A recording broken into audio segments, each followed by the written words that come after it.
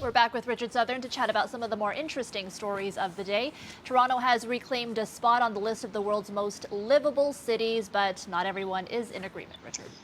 No, they never are, Erica, but yay for Toronto. We came in number 9 on this year's list of most livable cities, and this report, it looks at all sorts of different categories.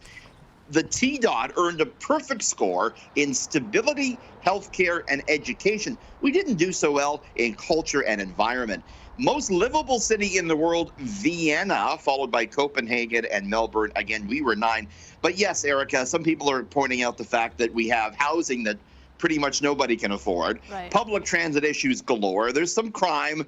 There's nonstop construction. What do you think, Erica? Are we super livable or not? Well, when you break it down in those categories, I guess I can sort of understand where that's coming from. But if you just say livable city, all of the things that you mentioned, exactly, we talk every day about how expensive it is to live in Toronto, right?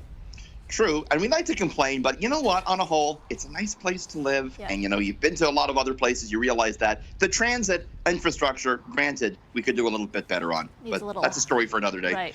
Okay, the price was definitely wrong for one game show contestant earlier this week. Oof.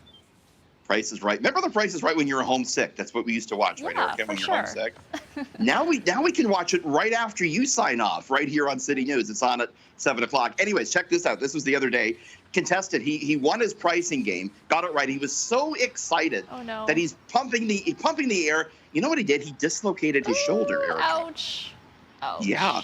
His name was Henry. His wife came to spin the wheel for the Showcase Showdown, or spin the wheel to get into the Showcase Showdown. There she is. She hit a 95 for him, getting him into the Showcase Showdown. And he actually won, and he won a trip to Hawaii. So I guess he's going to have a lot of time to... I'm sure he has no problem dislocating his shoulder for that, because it was worth it, I'm sure, for him. Totally worth it.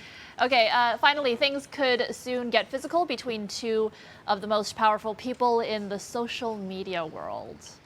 You know, a few years ago, you might think this is satire, but it's 2023, and so this is actually happening. Elon Musk and Mark Zuckerberg look set to fight each other in a cage match. It was Elon Musk today who tweeted at Zuckerberg saying, hey, you want to fight a cage match? I don't know what precipitated that, but Zuckerberg said, just name the time and the place. And Musk says, how about a Vegas octagon? So apparently it's on. It might be kind of a one-sided match, though, Erica, because Musk has said that he doesn't really exercise very much, whereas Zuckerberg, as you and I talked about not too long ago, won a jiu-jitsu competition in California recently. I'm there for this. I'm ready to watch this, aren't you? Musk has to start training then. Billionaire versus billionaire. I think we should do a City News cage match. I'm going to challenge Mark McAllister. I'm going to take on Mark. You heard that, Mark. Now it's Mark's turn to respond to see if he's writing checks. His mouth can't cash that. Mark McAllister. Trash talk is already starting. Okay. Here we go. Thanks, Richard. We'll see you tomorrow. See you tomorrow.